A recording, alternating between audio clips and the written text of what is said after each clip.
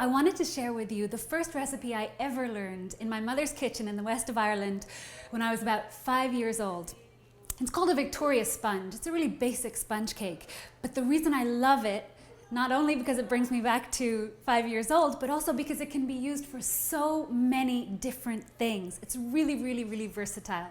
So you can use this recipe that I'm going to show you for everything from a spiced apple loaf to this beautiful plum and almond tart. We're going to make a lovely strawberry and cream Victoria sponge sandwich, or cupcakes or muffins. So this is one of my most popular classes, the basic sponge cake. It's the kind of thing you can do when people are on their way over to your house and they're going to be there in 20 minutes and you have nothing to give them.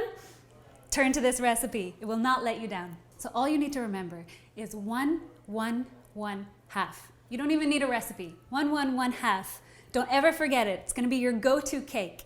So 1 cup of self-rising flour. So that's flour that already has a rising agent in it.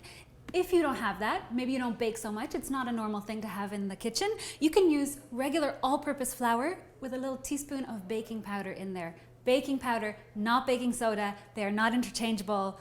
All of us bakers have learned that the hard way.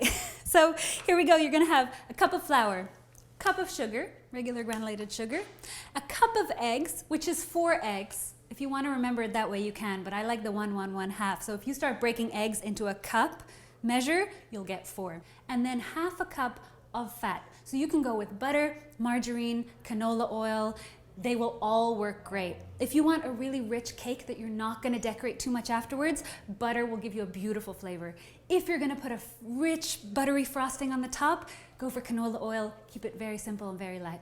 There's no technique. You put them in a bowl, you mix them up, you put it in the oven. 350 for about 30 minutes. So the 30 minutes will depend on, are you making a smaller, higher cake, or are you making a larger, flatter cake, or are you making mini cupcakes, or are you making muffins?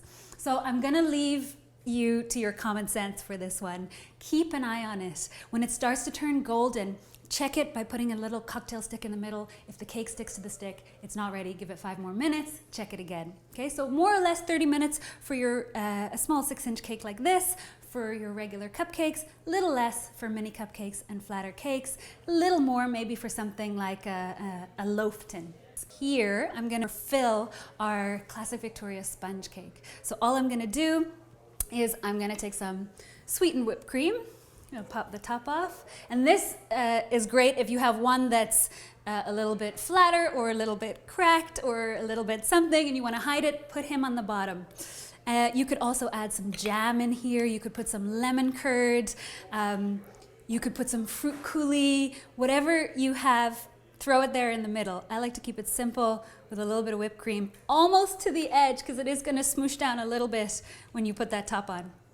And all you're gonna do is whatever fruit you have around, pop that in the middle. Strawberries, raspberries are amazing. You could put some stewed rhubarb in here, and then you're just gonna pop your top on. And it's gonna smush, but it's rustic. That's the idea. You can finish with a little bit of cream on top, 1 more strawberry, and makes any dessert look amazing. A little bit of powdered sugar. I'm gonna do the same thing for my apple and cinnamon loaf. This recipe is also used to make these beautiful mini cupcakes, about 20 minutes in the oven. I'm going to frost them with this gorgeous passion fruit and lemon buttercream that I whipped up earlier. A little bit of lemon curd, a little bit of passion fruit puree, some powdered sugar, and some butter. And so all you have to do is just a tiny squirt of this on the top. And here you can go crazy with your sprinkles. I'm going to go for a little sugar flour. Voila!